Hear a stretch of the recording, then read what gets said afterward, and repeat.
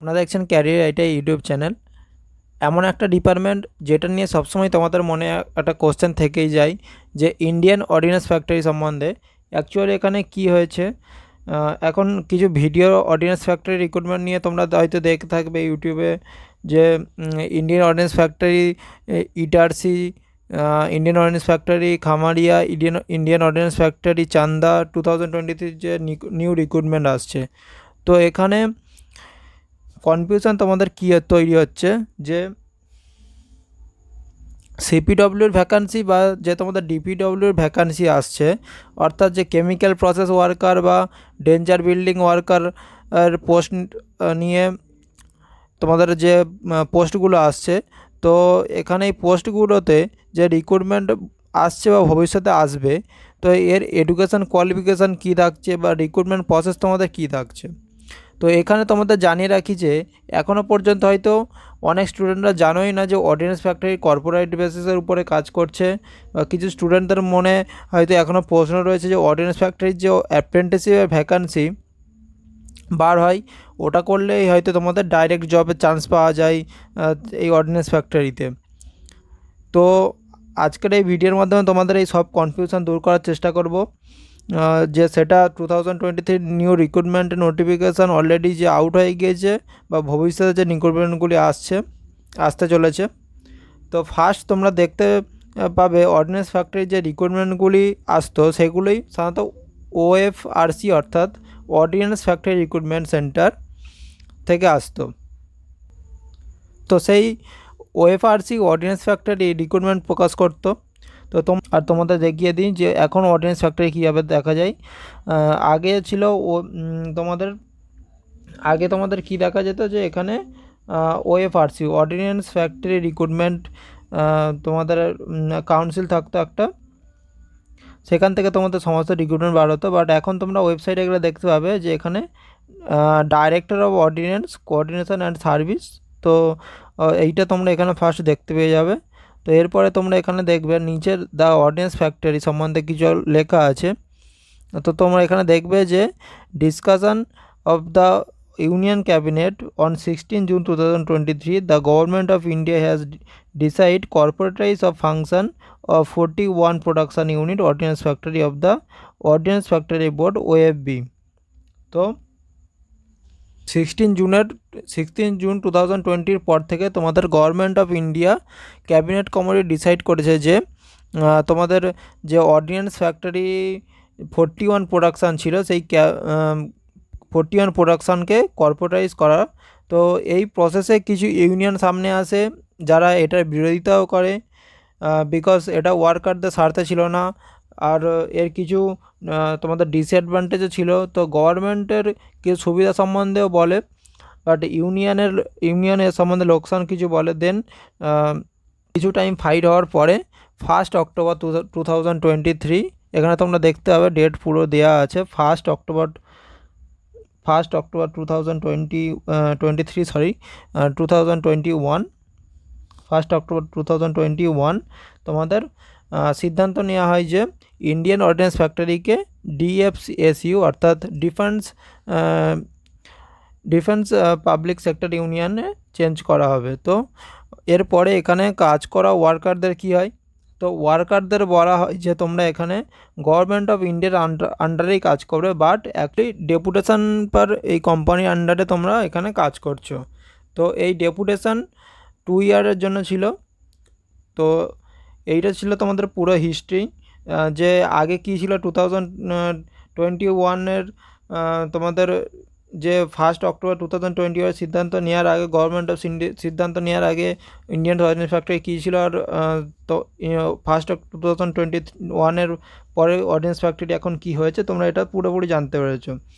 তো মেন কথায় আসি, তোমাদের যে মেন যে রিক্রুটমেন্ট আসতো অর্ডিন্যান্স ফ্যাক্টরি নিয়ে, তো সেটা এখন আর তোমাদের অর্ডিন্যান্স ফ্যাক্টরি থেকে সেই রিক্রুটমেন্টগুলি আসে না, সেগুলি আসে এখন 7 গভর্নমেন্ট কোম্পানির তরফ থেকে, যেটার নাম তোমরা এই ওয়েবসাইটে দেখতে পেয়ে যাবে। অর্ডিন্যান্স ফ্যাক্টরি ওয়েবসাইটে তোমরা দেখতে পেয়ে যাবে munition of India limited, armoured vehicle Nigam limited, advance weapon and equipment India limited, troop comforts limited, Yantra India limited, India Optel limited, gliders India limited. তো তোমরা এখানে এই 7টা কোম্পানিকে তোমরা এখান থেকে দেখতে পেয়ে যাবে। 7টা কোম্পানির নাম তোমরা এখান থেকে পুরোপুরি দেখতে পেয়ে যাবে যে গভর্নমেন্ট অফ ইন্ডিয়া এই অর্ডিন্যান্স ফ্যাক্টরিকে কী কটা কোম্পানিতে ভাগ করেছে। এই 7টা কোম্পানির আন্ডারে আরও কিছু ইউনিয়ন রয়েছে। তো সেই ইউনিয়নগুলি এই অর্ডিন্যান্স ফ্যাক্টরিতে পুরোপুরি এইটা ভাগ হয়ে গিয়েছে। তো আই হোপ এই পর্যন্ত তোমরা অর্ডিন্যান্স ফ্যাক্টরির পুরো হিস্ট্রিটা তোমরা জানতে পেরেছ। তো এই কর্পোরেটাইজের ফলস্বরূপ এর প্রভাব তোমাদের রিক্রুটমেন্টের উপরেও কি আসবে, তো এটা জানতে হলে তোমরা এখন দেখছো যে 2023 কিছু এই কোম্পানিগুলি থেকে ভ্যাকান্সি নোটিফিকেশান আউট হয়েছে। তো তোমরা এই নোটিফিকেশানটা দেখলে বুঝতে পারবে। তো চলো ফার্স্ট তোমাদের একটা নোটিফিকেশান দেখাই, যেটা তোমরা এখন দেখতে পাচ্ছ যে সবথেকে বেশি তোমাদের এই মিউনিশন ইন্ডিয়া লিমিটেড এর তরফ থেকে তোমাদের সবথেকে বেশি ভ্যাকান্সি আসে। তো এর ওয়েবসাইটে গিয়ে দেখাই। তো মিউনিশন অফ ইন্ডিয়া লিমিটেড তোমরা এটা গুগলে সার্চ করে নেবে। এরপরে ফার্স্ট তোমাদের একটা অপশান আসবে মিউনিশন অফ ইন্ডিয়া লিমিটেড। এর তোমরা নিচে দেখতে পাচ্ছ ক্যারিয়ার বলে অপশান আছে। তো ক্যারিয়ার অপশানে ক্লিক করার পরে তোমরা ক্যারিয়ার অপশানে চলে যাবে। ক্যারিয়ার অপশানে এখান থেকে তোমরা যে কোনো একটা নোটিফিকেশান খুলে নিলে এখান থেকে দেখতে পাবে। তো এখান থেকে একটা নোটিফিকেশান খুলে নিই। তো এখানে 7 নম্বরে আছে খামারিয়া। তো এর নোটিফিকেশানটা ফার্স্ট ডাউনলোড করে নেওয়া যাক।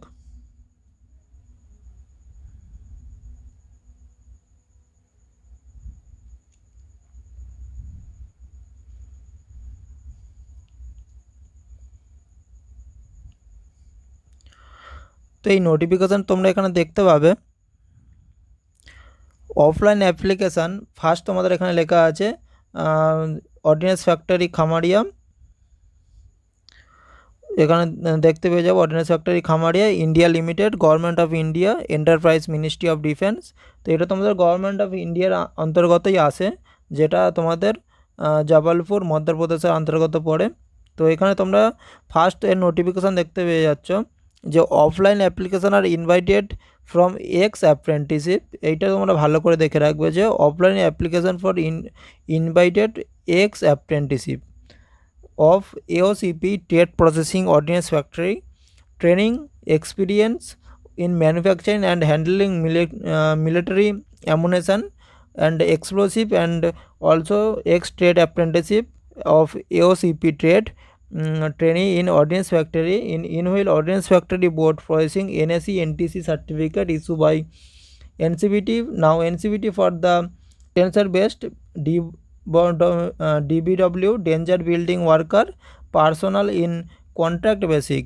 তো তোমরা এই দুটো জিনিস তোমরা দেখে রাখবে, এই এক্স অ্যাপ্রেন্টিসিপ আর এই contract basic to work in ordinance. এটা এই দুটো ওয়ার্ড তোমরা প্রত্যেক এখনের যে যত ভ্যাকান্সি আসছে তোমরা এই সব জায়গায় এই জিনিসটা দেখতে পাবে। তো to work in ordnance factory Khamaria Jabalpur Madhya Pradesh initially for a period 1 year which may be accepted up to maximum period 4 years from the date of engagement, including initial period base of factory recruitment and individual performance। তো এই যে এখন যে যত ordinance ফ্যাক্টরির যত recruitment আসছে সেগুলি সমস্ততে তোমাদের এক্স অ্যাপ্রেন্টিসিপ নিয়োগ করা হচ্ছে। তো তোমরা আগে যে দেখতে টেকনিশিয়ানের যত ভ্যাকান্সি আসতো 10 বেসিস পার বা ITI বেসিস পার যে ভ্যাকান্সিগুলি আসে সেগুলো এখন সব চলে গিয়েছে। সেখানে এখন এসছে যে এক্স অ্যাপ্রেন্টিসিপ। আগেও ছিল এক্স অ্যাপ্রেন্টিসিপ, যারা এক্স অ্যাপ্রেন্টিসিপ করতো তাদের ফার্স্ট চান্স ছিল যে তোমরা অর্ডিন্যান্স ফ্যাক্টরিতে ফার্স্ট চান্স পাবে, তারপরে অন্যরা।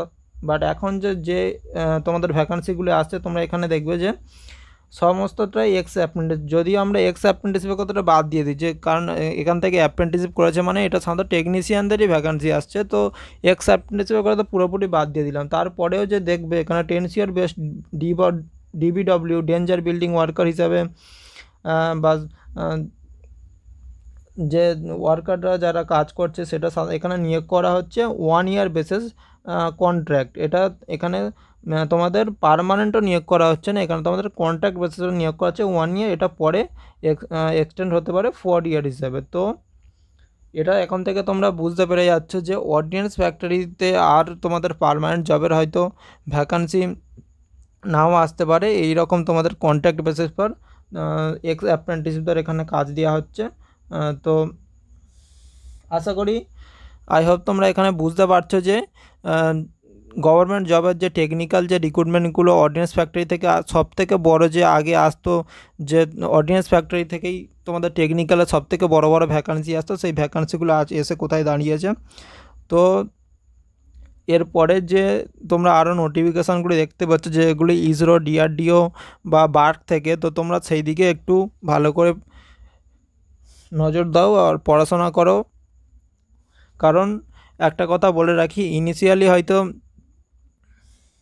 তোমরা দেখতে পাচ্ছ যে ইসরো রিক্রুটমেন্ট আসছে, ডিআরডিও রিক্রুটমেন্ট আসছে, বার্কের রিক্রুটমেন্ট আসছে, বাট ইন্টারনালি যে ইসরো যত তোমাদের ওয়ার্কার আছে, কন্ট্রাক্ট ওয়ার্কার আছে, তো তাদেরকে সেখান থেকে 50% বের করে দেওয়া হচ্ছে, কারণ সেখানে প্রচুর পরিমাণে তোমাদের ওয়ার্কারের সংখ্যা বেশি হয়ে গিয়েছে, বা সেটা হয়তো জানি না যে কী সিদ্ধান্ত নিয়েছে, বাট তোমাদের ওখান থেকে 50% বার করে দেওয়া হচ্ছে। এটা বাইরে হয়তো সাধারণত কেউ জানে না যে তোমাদের ওখান থেকে ইসরোর মতো একটা বড় সংস্থা থেকে 50% কেন ছাঁটাই করা হচ্ছে। বাট আরও তোমরা দেখতে পাবে ভবিষ্যতে ধীরে ধীরে এই টেকনিক্যালের ভ্যাকান্সি আরও কমতে থাকবে। তো তোমরা এটা সম্বন্ধে একটু বোঝার চেষ্টা করো আর ভালো করে পড়াশোনা করো, কারণ ধীরে ধীরে তোমাদের এই টেকনিক্যালের ভ্যাকান্সিটা কমে আসছে। তো আশা করি তোমরা বুঝতে পেরেছো। তো আজকের ভিডিওটা এই পর্যন্তই। নমস্কার।